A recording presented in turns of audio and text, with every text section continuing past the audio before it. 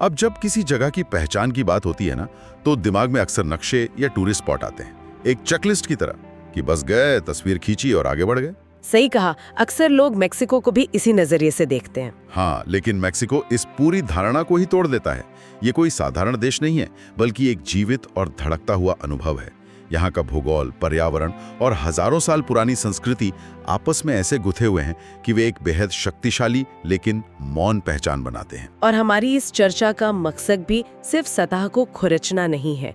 हम असल में पहाड़ों, समुद्रों और उन प्राचीन सभ्यताओं के अवशेषों के बीच उतरेंगे जिन्हें सिर्फ देखा नहीं जाता, बल्कि महसूस किया जाता है कि वे समय के साथ आज भी कैसे सांस ले रहे हैं। ठीक है, तो आइए इसके हर पहलू को खोलकर देखते हैं। बिल्कुल। और इस अनुभव की गहराई में उतरने के लिए ना, सबसे पहले हमें समय और आकार, यानी जो हमारा स्केल है, उसे लेकर अपने नजरिए को पूरी तरह से बदलना होगा। मतलब आप कह रही हैं कि हमें खुद को केंद्र से हटाना होगा? एकदम सही।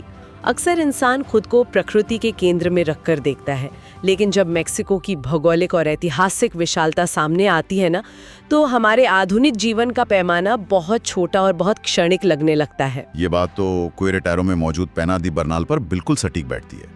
मतलब वो कोई आम पहाड़ नहीं है, बल्कि 400 मीटर ऊंची एक विशाल ज्वालामुखी चट्टान है, एक तरह का मोनोलिथ। हाँ, और उसकी उपस्थिति सच में हैरान करने वाली है। अगर समय को एक बहुत तेज बहती हुई नदी मान लिया जाए ना, हाँ, तो हमारे जो आधुनिक शहर हैं वो उस नदी में बहने वाली छोटी नाव की तरह हैं।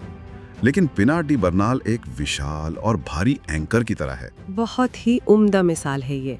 वो समय के साथ नहीं चलता, बल्कि समय उसके इर्द गिर्द से होकर गुजरता है। और सबसे दिलचस्प बात यह है कि सैन सेबेस्टियन बरनाल नाम का पूरा कस्बा इसी चट्टान के चारों ओर बसा हुआ है। हाँ, और उस चट्टान की सतह पर जो गहरी दरारें और अजीब सी बनावटें हैं, वो असल में लाखों सालों के भूवैज्ञानिक इतिहास का एक जीता जागता नक्शा है। अच्छा, तो क्या वो कभी ज्वालामुखी हुआ करता था? बिल्कुल, एक समय में ये एक सक्रिय ज्वालामुखी का अंदरूनी हिस्सा ही था।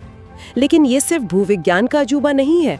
उस कस्बे के लोगों के लिए ये चट्टान कोई बेजान पत्थर नहीं है, बल्कि एक साक्षात उपस्थिति है। मतलब वो लोग अपनी घड़ियों पर नहीं, बल्कि उस चट्टान से पड़ने वाली परछाइयों पर अपनी दिनचर्या तय करते हैं। हाँ, एकदम सही। सुबह की धूप किस दरार पर पड़ रही है या शाम की छांव कस्बे के किस हिस्से को ढक रही है, ये उनके लिए समय बताने का एक प्राकृतिक दैनिक माइलस्टोन है। सच में पत्थरों से समय को नापने की ये बात ना मुझे सीधे तेओतिहुकान की याद दिलाती है।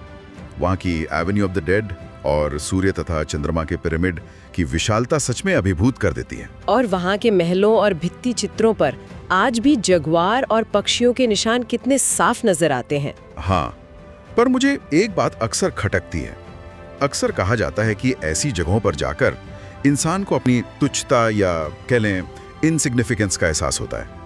पर क्या ये जानबूझकर डिजाइन किया गया था? आपका मतलब है कि क्या वो हमें डराना चाहते थे? हाँ, मेरा मतलब है, क्या किसी प्राचीन सभ्यता ने सिर्फ ये साबित करने के लिए कि इंसान ब्रह्मांड के सामने कुछ नहीं है, इतने 1000 टन पत्थर ढोने और एक पूरा शहर बसाने में अपने असीमित संसाधन बर्बाद कर दिया? यह लॉजिकल तो नहीं लगता। यह एक बहुत ही जायज संदेह है।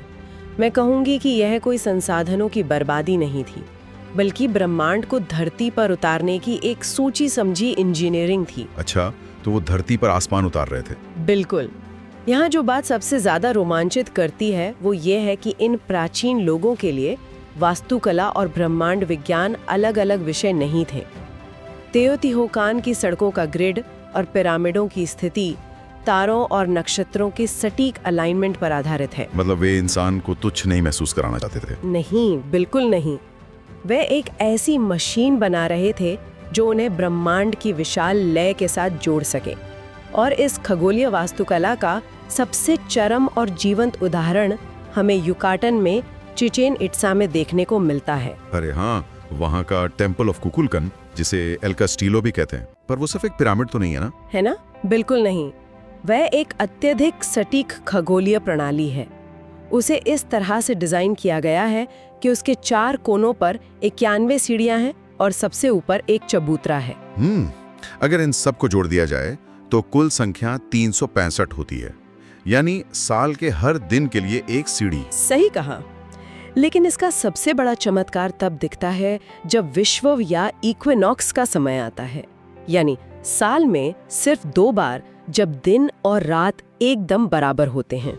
अरे वाह, तो उस दिन क्या खास होता है? उस विशिष्ट दिन सूर्य की किरणें पिरामिड के कोनों पर इस सटीक कोण से पड़ती हैं कि सीढ़ियों के किनारे पर 7 त्रिकोणीय परछाइयां बनती हैं, और ये परछाइयां नीचे पत्थर से बने एक विशाल सांप के सिर से जाकर मिल जाती हैं। ये सच में दिमाग घुमा देने वाला है। मतलब ये कोई इत्तेफाक तो नहीं हो सकता? बिल्कुल नहीं। उन्हें सूर्य के कोण, पृथ्वी के झुकाव और पत्थरों की कटाई का इतना सटीक गणित पता था कि वे साल में सिर्फ 2 दिन एक जीवित सांप को सीढ़ियों से नीचे उतरते हुए दिखा सकें। कमाल है। उन्होंने सूर्य की गति को यानी समय को पत्थरों के जरिए एक दृश्य संदेश में बदल दिया। और वहां का ग्रेट बॉल कोर्ट भी तो है, जो पूरे मेसोअमेरिका में सबसे बड़ा है। हाँ, और वो बॉल कोर्ट भी सिर्फ एक खेल का मैदान नहीं था। वहाँ जो खेल खेला जाता था वो असल में जीवन, मृत्यु और ब्रह्मांडीय संतुलन का एक बहुत बड़ा अनुष्ठान था। तो क्या वो रबर की गेंद सूर्य की गति का प्रतीक होती थी? बिल्कुल, और उस गेंद को हवा में रखना ब्रह्मांड के संतुलन को बनाए रखने जैसा माना जाता था। पत्थरों के जरिए आसमान और तारों को नापने की ये कला हैरान करती है। लेकिन ये तो हुई पत्थरों की बात, जो आसमान की ओर देखते हैं। क्या हो जब हम उस तत्व की बात करें जो असल में इस पूरी धरती को आकार देता है? आप पानी की बात कर रहे हैं ना? हाँ, मेरा मतलब है पानी। मेक्सिको में पानी का अभाव और पानी की शक्ति दोनों ही परिदृश्यों को ऐसे बदलते हैं कि यकीन करना मुश्किल हो जाता है। सच कहूँ तो पानी ही वो असली मूर्तिकार है जिसने मेक्सिको को गढ़ा है। और जब पानी की बात होती है तो वास्तुकला सिर्फ पत्थरों का खेल नहीं रह जाती, वो अस्तित्व बचाने की जद्दोजहद बन जाती है। जैसे युकाटन के उक्समल शहर को ही देख लें। हाँ, माया सभ्यता के ज्यादातर शहर किसी नदी या सेनोट के पास बसे थे। सेनोट यानी वो प्राकृतिक जलकुंड। लेकिन उक्समल एक ऐसी जगह था जहाँ सतह पर पानी का कोई स्रोत ही नहीं था। तो फिर उन्होंने वहाँ इतना बड़ा शहर बसाया ही क्यों? मतलब ये तो खुद को जानबूझकर मुसीबत में डालने वाली बात हुई। यही तो इंसान की जिद और बुद्धिमत्ता है। पानी नहीं था, इसलिए उन्हें पूरी तरह से बारिश पर निर्भर रहना पड़ा। उन्होंने बारिश का पानी इकट्ठा करने के लिए चुल्टुनेस नाम के विशाल भूमिगत कुंड बनाए। अच्छा, तो क्या इसी पानी की कमी ने उस नई वास्तुकला को जन्म दिया जिसे पुक स्टाइल कहते हैं? एकदम सही पहचाना। इस पुक स्टाइल में ना इमारतों का निचला हिस्सा बिल्कुल सादा और चिकना होता है, लेकिन ऊपरी हिस्से पर पत्थरों को काटकर बेहद जटिल और बारीक मोज़ेक बनाए जाते हैं। और शायद इन डिजाइनों में बारिश के देवता चाक के बड़े बड़े चेहरे बने होते हैं ना? हाँ, उनकी मुड़ी हुई सूंड जैसी नाक बनी होती है हर तरफ। ये कोई आम सजावट नहीं थी, ये आसमान से बारिश की एक निरंतर और हताश पुकार थी। वहीं की पिरामिड ऑफ द मैजिशियन को देखिए, उसका आधार चौकोर न होकर अंडाकार है। अंडाकार पिरामिड, ये तो बहुत ही असामान्य है। आमतौर पर तो पिरामिडों के एकदम तीखे और सीधे कोने होते हैं। हाँ, ये डिजाइन सच में अलग है। शायद ये घुमावदार डिजाइन तेज हवाओं को आसानी से पार होने देने के लिए था। मतलब एक तरह का एरोडायनामिक संतुलन। बिल्कुल, ये इस बात का बहुत बड़ा प्रमाण है कि उन्होंने प्रकृति से लड़ने के बजाय उसके बहाव और उसकी कमियों के साथ पूरी तरह तालमेल बिठा लिया था। यहाँ आकर बात सच में बहुत दिलचस्प हो जाती है, क्योंकि युकाटन में ही एक और जगह है, लास कोलोराडोस, जहाँ पानी का स्वभाव बिल्कुल ही अलग है। हाँ, उक्समल में तो पानी जीवन देता है, लेकिन लास कोलोराडोस का पानी ऐसा लगता है जैसे किसी ने धरती पर कोई मार्स फिल्टर लगा दिया हो। ये पानी आसमान के नीले रंग को प्रतिबिंबित नहीं करता, बल्कि उसका विरोध करता है। ये एकदम चटक गुलाबी है। और आपको पता है, वो गुलाबी रंग कोई जादू नहीं है, बल्कि चरम जीव विज्ञान या कहें एक्सट्रीम बायोलॉजी का नतीजा है। अच्छा, तो क्या वो पानी बहुत ज्यादा खारा है? इतना खारा कि आम जीव उसमें जिंदा ही नहीं रह सकते। लेकिन इस अत्यधिक खारेपन और तेज धूप के संयोजन में हेलोबैक्टीरिया और कुछ खास तरह के सूक्ष्म शैवाल पनपते हैं, जो खुद को सूरज के हानिकारक किरणों से बचाने के लिए वो लाल या गुलाबी रंग द्रव्य छोड़ते हैं। बिल्कुल, वही पिगमेंट पूरे पानी को गुलाबी कर देता है। और सबसे कमाल की बात यह है कि इस अमूर्त और गुलाबी कैनवस के बीच राजहंस बिना किसी जल्दबाजी के घूमते हैं। दरअसल में फ्लेमिंगो जन्म से गुलाबी नहीं होते हैं। हाँ, वे इन्हीं सूक्ष्म जीवों को खाकर अपना ये मशहूर गुलाबी रंग हासिल करते हैं। सच में जीव विज्ञान और खनिज का ये तालमेल एक बिल्कुल ही अति यथार्थ या सरयूल दृश्य बनाता है? इससे एक बहुत ही महत्वपूर्ण सवाल खड़ा होता है। क्या वास्तुकला और जीवन का असली कौशल प्रकृति पर हावी होने में है या उसकी चरम स्थितियों के सामने झुककर खुद को ढाल लेने में? बहुत गहरी बात है ये। उक्समल में हमने देखा कि मानव बुद्धिमत्ता ने पानी के अभाव को अपनी वास्तुकला का हिस्सा बना लिया। और लास कोलोराडास में हम देखते हैं कि कैसे सूक्ष्म जीवों और राजहंसों ने पानी के उस जहरीले खारेपन को पूरी तरह अपना लिया है। ये अनुकूलन का सबसे बेहतरीन रूप है। लेकिन प्रकृति हमेशा इतनी शांत तो नहीं होती ना। हाँ। पानी की असीम शक्ति का एक ऐसा रूप भी है जहां वो सब कुछ चीर कर रख देता है, जैसे चियापास का सुमिदेरो कैनियन। सुमिदेरो कैनियन का अनुभव तो रोंगटे खड़े कर देता है। जब कोई नाव से उस ग्रिजलवा नदी के बीच से गुजरता है तो उसके दोनों ओर 1000 मीटर ऊंची खड़ी चट्टानें आसमान को ढके रहती हैं। वहां इंसान को समझ आता है कि लाखों सालों में पानी ने कैसे पहाड़ों को बीच से काट दिया है। या फिर सैन लुइस पोटोसी के वास्तिका पोटोसीना का इलाका ले लीजिए, वो तो जैसे जंगलों के बीच छिपा हुआ एक अलग ही लोक है। वहाँ की फिरोजा रंग की नदियाँ और तामूल वाटरफॉल। हाँ, जब वो पानी इतनी ऊंचाई से गिरता है तो हवा में एक निरंतर कंपन पैदा होता है। वो कोई शोर नहीं है, वो प्रकृति की अपनी एक धड़कन है। और इन्हीं धड़कनों को सुनते हुए हम बाकलार झील तक पहुंचते हैं। क्विंटाना रू में मौजूद ये लेक ऑफ 7 कलर्स अपनी गहराई और सफेद रेत के कारण नीले रंग के 7 अलग-अलग शेड्स दिखाती है। लेकिन इस झील की खूबसूरती सिर्फ इसके रंग में नहीं है। आपने स्ट्रोमेटोलाइट्स का जिक्र किया था, याद है? हाँ, स्ट्रोमेटोलाइट्स देखने में ये झील के किनारे पड़े गोल पत्थरों या चट्टानों के ढेरों जैसे लगते हैं, लेकिन असल में ये पत्थर नहीं है। एकदम सही, ये साइनोबैक्टीरिया की लाखों परतों से बने हुए जीवित सूक्ष्म जीवों के उपनिवेश है। मतलब ये कोई आम जानवर या पौधे नहीं है? नहीं, ये धरती पर जीवन के सबसे शुरुआती रूपों में से एक है। आज से 3.5 अरब साल पहले जब पृथ्वी पर ऑक्सीजन नहीं थी, तो इन्हीं स्ट्रोमेटोलाइट्स ने वातावरण से कार्बन डाइऑक्साइड को सोखा और ऑक्सीजन को बाहर निकाला। अरे वाह, यानी उन्होंने हमारी धरती को सांस लेना सिखाया। बिल्कुल, ये बेहद नाजुक होते हैं और बाकलियार में आज भी उसी तरह जीवित हैं जैसे अरबों साल पहले थे। तो एक तरफ ऐसे पहाड़ हैं जो समय को थामे हुए हैं और दूसरी तरफ ऐसा पानी है जिसने जीवन की शुरुआत की। अब सोचने वाली बात यह है कि जब प्रकृति इतनी ताकतवर और विविधता से भरी हो तो इंसान अपने शहर कैसे बसाता है? ये एक बहुत ही दिलचस्प पहलू है, क्योंकि इन परिदृश्यों में बसे शहरों ने प्रकृति पर हावी होने की कोशिश नहीं की, बल्कि खुद को एक कैनवास की तरह उसमें ढाल लिया। सही मायने में देखा जाए तो शहरों को सिर्फ ईंट और कंक्रीट के बेजान ढांचे के रूप में नहीं देखा जाना चाहिए। मेक्सिको के कुछ शहर इस बात का जीता जागता प्रमाण है कि बसावट कैसे अपने भूगोल के साथ सांस लेती है। जैसे ग्योरेरो राज्य के टास्को शहर को ही देख लीजिए। हाँ, टास्को तो बिल्कुल एक वर्टिकल सिटी है।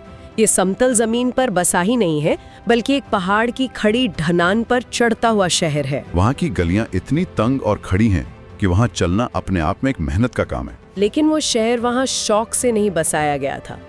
पहाड़ों के सीने में असल में चांदी छिपी थी। तो पीढ़ियों से चली आ रही चांदी की कारीगरी ने उस शहर को उसका वजूद दिया। पहाड़ ने उन्हें सिर्फ रहने की जगह नहीं दी, बल्कि उनका काम और उनकी पहचान भी तय कर दी। और उसी खड़ी ढलान ने एक खास तरह की वास्तुकला को जन्म दिया। और उसी वास्तुकला के बीच खड़ी है सांता प्रुस्का चर्च। उसकी बारोक शैली सच में अद्भुत है। बिल्कुल, बारोक वास्तुकला का मतलब ही है असीम विवरण, नाटकीयता और भव्यता।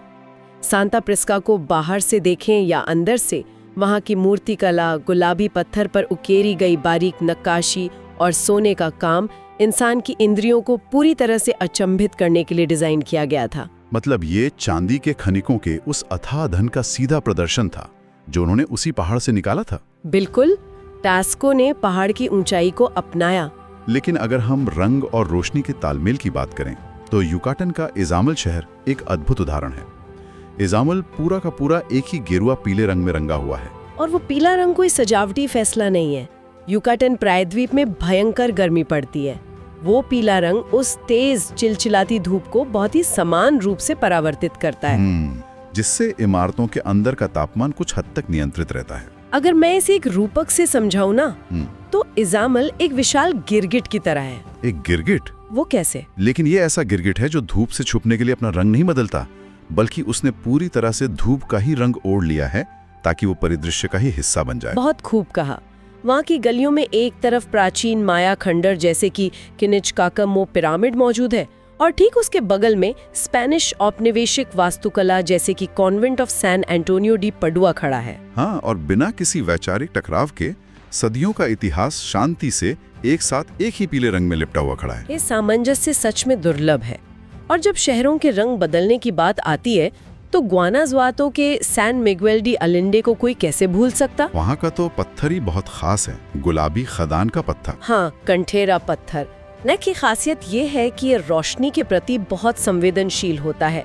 सुबह की पहली किरण से लेकर दोपहर की तेज धूप और फिर ढलती शाम तक इस पत्थर से बनी इमारतें अपना रंग बदलती हुई महसूस होती हैं। मतलब कभी ये हल्का गुलाबी रखता है, कभी सुनहरा और कभी एकदम गहरा नारंगी। बिल्कुल। शायद इसीलिए ये शहर हमेशा से चित्रकारों और कलाकारों के लिए एक स्वर्ग रहा है, क्योंकि वहाँ हर गली और हर मोड़ अपने आप में एक जीवित पेंटिंग बन जाता है।